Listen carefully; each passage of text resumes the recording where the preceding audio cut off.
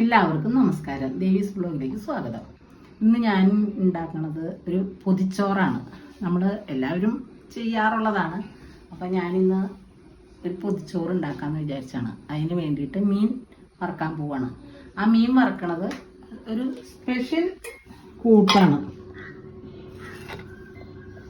അപ്പം ഇത് ഞാൻ പെട്ടെന്നാണ് പൊതിച്ചോറാക്കാമെന്ന് വിചാരിച്ചത്. അപ്പം ഞാൻ അരച്ചൊക്കെ പുരട്ടി തലേ ദിവസം വച്ചതാണ്. ആ സ്പെഷ്യൽ കൂട്ട് ഇനി എങ്ങനെയാണെന്ന് ഞാൻ വേറൊരു വീഡിയോയിൽ നിങ്ങളെ കാണിച്ചു തരാം കേട്ടോ. നല്ല ടേസ്റ്റാണ്. നല്ല കട്ടിയുള്ള മീനൊക്കെ വറുക്കാൻ, ചാള, അയില, അതുമാതിരി തന്നെ നെയ്മീൻ ഇതൊക്കെ വറുക്കാൻ ഈ കൂട്ട് നല്ലതാണ്, നല്ല ടേസ്റ്റാണ്. അപ്പം അതെങ്ങനെയാണെന്ന് ഞാൻ വേറൊരു വീഡിയോയിൽ നിങ്ങൾക്ക് കാണിച്ചു തരാം. ഇപ്പം ഞാനിത് വറുത്തെടുക്കട്ടെ. ചട്ടി ചൂടാക്കി എണ്ണ ഒഴിച്ചു. ഞാൻ ആദ്യം കുറച്ച് വറുത്തു, എന്നുവെച്ചാൽ ജോലിക്ക് പോകാനുള്ള ചോറൊക്കെ കൊണ്ടുള്ളവർക്ക് വറുത്ത് ചോറ് കൊടുത്തു വിട്ടു. ബാക്കിയാണ്. അപ്പം അത് ആദ്യം 2 കറിവേപ്പില ഇടും. കറിവേപ്പില ഇടാന്ന് വെച്ചാൽ അടി പിടിക്കില്ല. കറിവേപ്പില ഇട്ട് കഴിഞ്ഞാൽ അടിയിൽ പിടിക്കില്ല. ഇത് നമ്മുടെ ഈ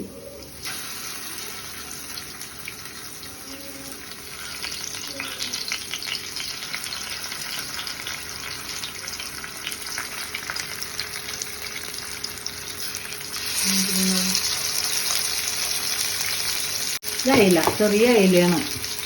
ഇപ്പം അയില ചാളൊക്കെ ധാരാളം നല്ല കിട്ടേണ്ട നല്ല ഫ്രഷ് മീനാണ്. ഐസൊന്നും ഇടാണ്ട് നല്ല മീനാണ് ഇപ്പം കിട്ടുന്നത്. ഇവിടെ അല്ലെങ്കിലും നല്ല മീനൊക്കെ കിട്ടും കേട്ടോ. ഫ്രഷ് മീനൊക്കെ കിട്ടും. അപ്പം ഇത് ചാള, അയില അങ്ങനെയുള്ള മീനുകളാണ് അധികം ഞങ്ങൾ മേടിക്കാറ്. ചാള, അയില, പ്രായല്, ചെമ്മീൻ അങ്ങനെയൊക്കെ ഒരുപാട് മീൻ നമ്മുടെ ഇവിടെ വരും. ഭയങ്കര വിലയൊന്നുമില്ല, നമുക്ക് മേടിക്കാവുന്ന വിലയൊക്കെ ഉള്ളൂ.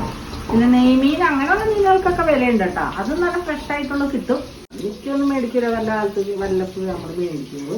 പെട്ടെന്നാണ് ഒരു പൊതിച്ചോറ് ഉണ്ടാക്കാന്നുള്ള ഒരു പ്ലാൻ വന്നത്. എന്തെല്ലാം കറികളാണ് റെഡി ആയിരിക്കണേന്ന് കാണിച്ചു തരാം.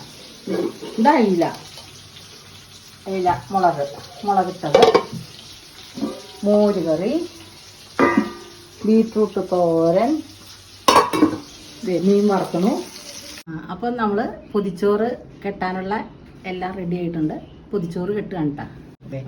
ആദ്യം ചോറ്,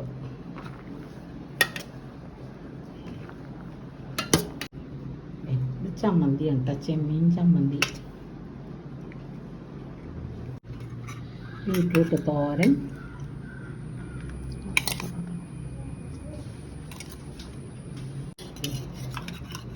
മീൻകറി, അയില മുളകിട്ടതാണ് കേട്ടോ. ഇത് മോര് കറി, ചേനയും കായിട്ട മോര് കറി,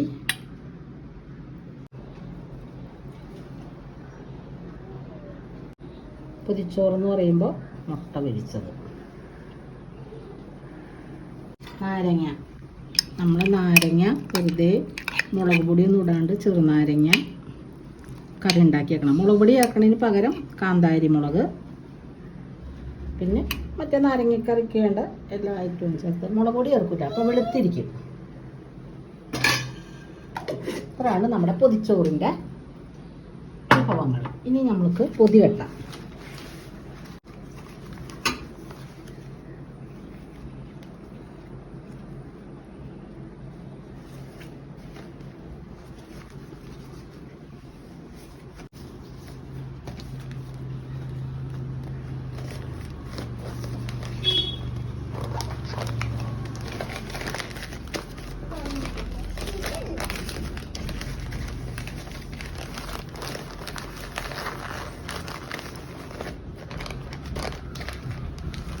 പൊതി ഇനി ഇതിവിടെ ഇങ്ങനെ ഇരിക്കട്ടെ. എന്നിട്ട് നമുക്ക് ഒരു അരമണിക്കൂർ കഴിയുമ്പോൾ നമുക്ക് കഴിക്കാം. അപ്പോൾ എങ്ങനെയുണ്ടെന്ന് നമുക്ക് നോക്കാം. അപ്പോൾ നമ്മുടെ പൊതിച്ചോറ് കഴിക്കാൻ പോവാണ്. ഞാനും ദേവിക്കുട്ടിയാണ് കേട്ടാ ഒരു പൊതിയിൽ ഊണ് കഴിക്കുന്നത്. പൊതി കഴിക്കാം. ഇങ്ങനെ ദേവിക്കുട്ടി കണ്ടിട്ടില്ലല്ലോ പൊതിച്ചോറ്. ആ, നമുക്ക് കഴിക്കാം. പൊതി കഴിക്കാം. എന്താ നമുക്ക് കഴിക്കാം.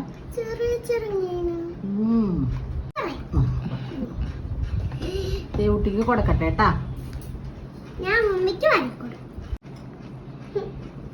ഓ എങ്ങനെയുണ്ട്?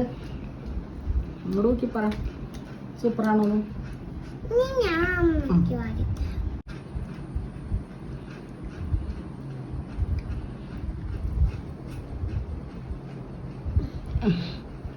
സൂപ്പറാണ്.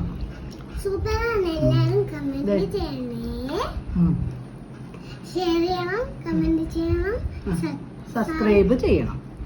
അപ്പോൾ ഞങ്ങള് ഇതൊക്കെ കൂട്ടി കഴിക്കാം. മുട്ട പൊരിച്ചത്, മീൻ വറുത്തത്, പിന്നെ ഇത് കാളൻ, മോരുകറി, ഇതെല്ലാം കൂടി കൂട്ടി കുഴച്ച്